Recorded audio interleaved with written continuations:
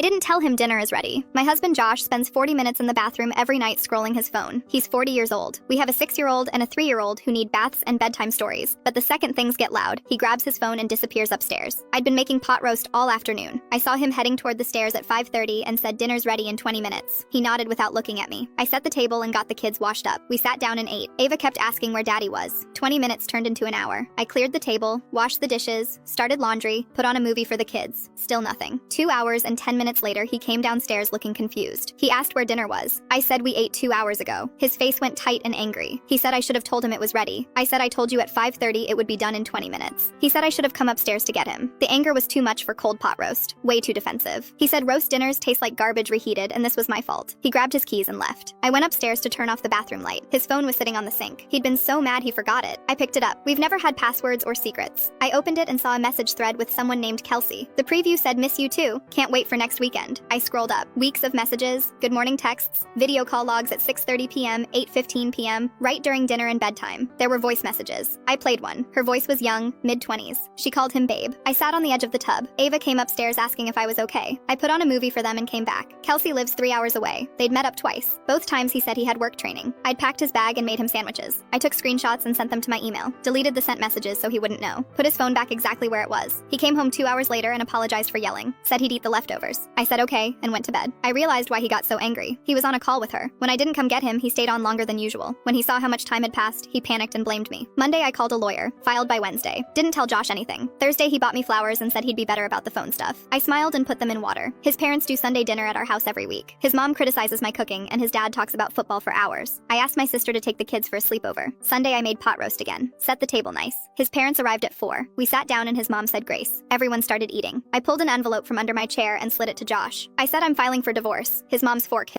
Take a screenshot and scan the QR code, search for the code on TikTok, and watch the second part for free.